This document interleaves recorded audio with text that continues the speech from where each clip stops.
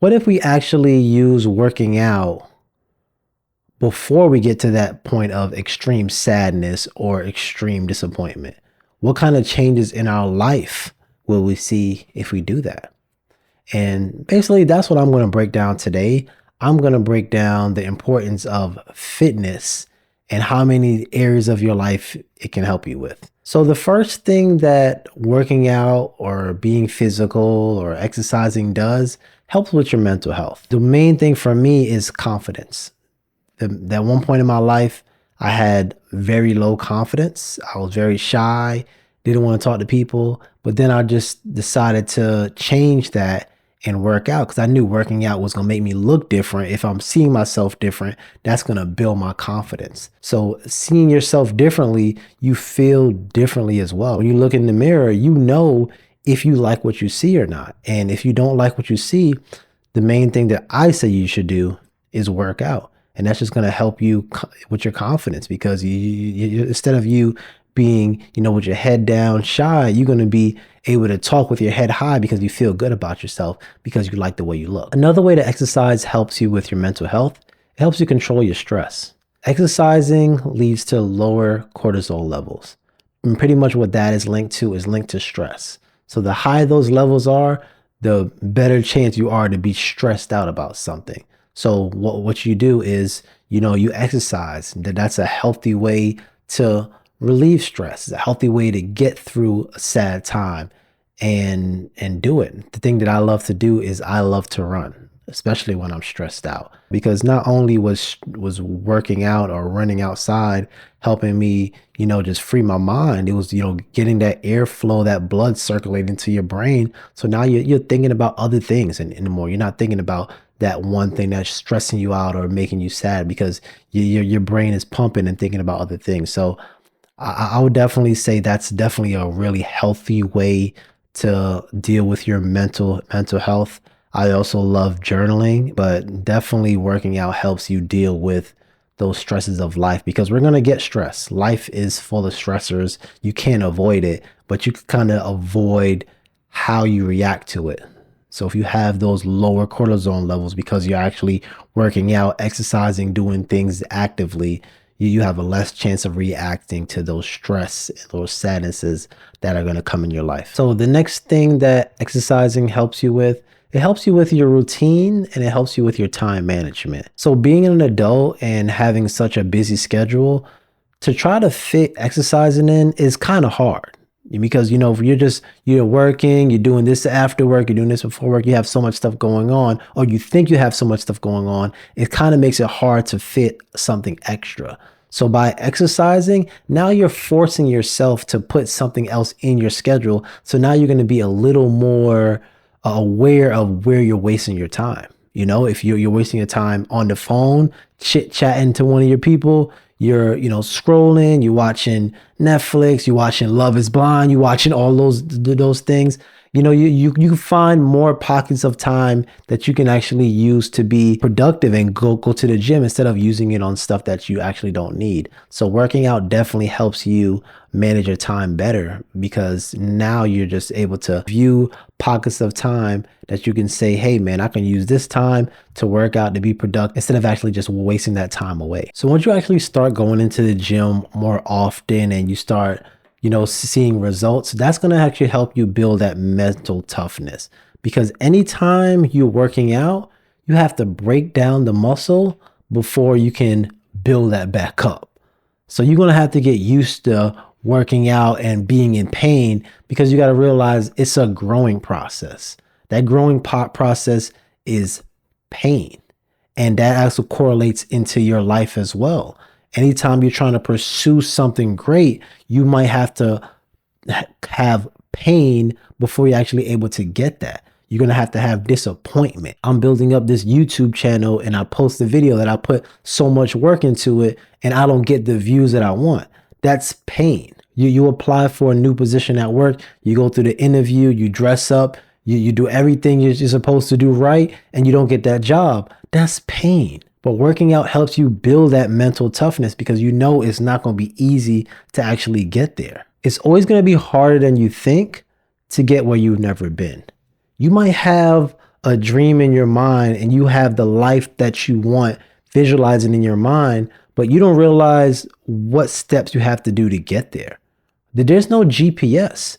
There's no, man, it's going to take 45 minutes to get down this road, make a left, make a right. You don't have GPS. You're just going. You just have to rely on faith that you're going to be able to get there.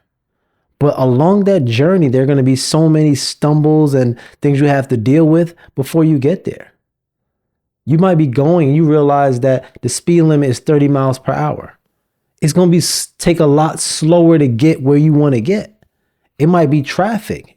You know what I mean? It's going to be periods of your life where you just have to pause.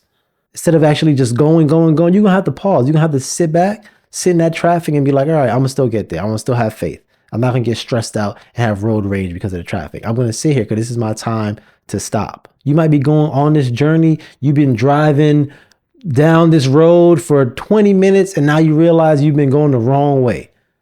You know, it's so many things that's going to happen on this journey, but you just got to have faith that what you want to happen will actually happen. And you got to keep going. Because I think a lot of things that we do is that we be so close to where we want to be and we just quit because it's a new location. You're unfamiliar with where you're at. You don't realize that you're right there, you know? So that's why you just got to keep going because we don't know what it's going to look like. That's why you got to have that mental toughness of thinking that, yo, I'm going to just keep going because that's what a fitness journey is. A fitness journey is you're just working out, you're eating healthy, you're trying as much stuff as you can. You don't know exactly when your body's going to look like how you want it to look, but you got to keep showing up. And that's what you have to do in your life as well. You got to keep showing up because you never know when that opportunity is going to be there. But if you're not continuously putting in that work in, continuously showing up, when that opportunity comes, you're not going to be ready for it because you quit too early. So don't quit too early. Have that mental toughness and going into the gym constantly day in and day out is going to help you build that because you're going to realize it's going to take a lot longer. It's going to be a lot harder to get where you want to be than you think. And the next thing that this fitness lifestyle is going to help you obtain is to get a social life. Believe it or not, so many people are on fitness journeys and they're trying to build a community with like-minded people. In your city, check out a run club if you enjoy running, and you can meet so many people there. I went to a run club, and the first day I went, I met one of my old high school classmates that I didn't even realize lived in my area. And if you're not into running, they have so many different sports, recreation teams that you can join. When I first moved down to Charlotte, I joined a kickball team. Or you could just build that community the old-fashioned way. Just go to the gym. You know, if you've ever realized that when you go to the gym, the music is always terrible. You know, I did a little more digging of why it is. Like, is that something strategic? And I realized it is. Because I was like, there's no way that every single gym I go to, the music is trash. You know, it's actually a strategic thing.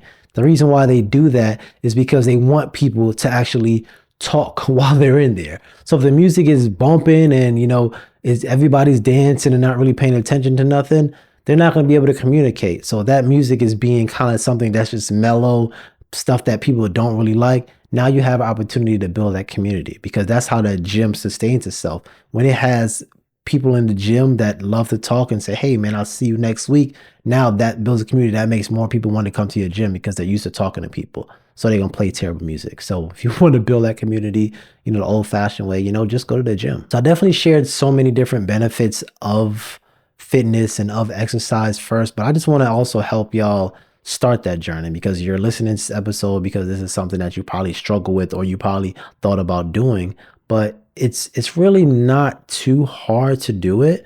But I think it's just more of this a mental thing of, you know, thinking about, like I said, that pain of doing it. So basically what you want to do is just start off small. You know, I would just say you could start off with like a 20-minute workout that you find on YouTube. They're going to have, shoot, I have videos on here. That's when I first started this YouTube page. It was all fitness stuff. So I have videos, actually check my stuff out.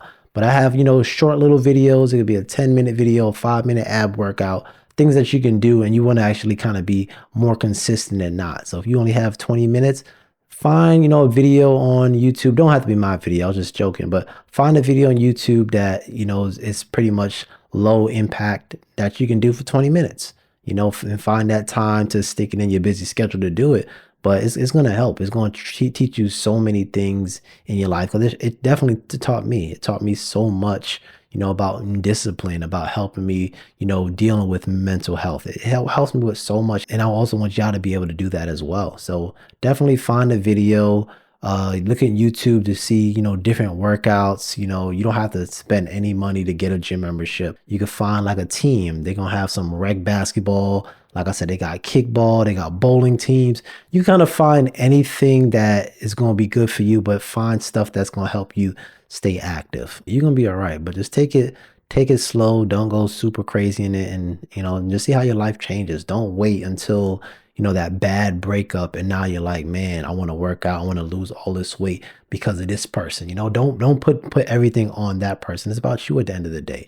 If you're going to do it to make this person feel bad, you got to be able to do it for yourself as well, because you're going to have so many stresses, so many disappointments, so many forms of rejection that cross your way, but you just got to have to keep showing up. You got to keep showing up for yourself.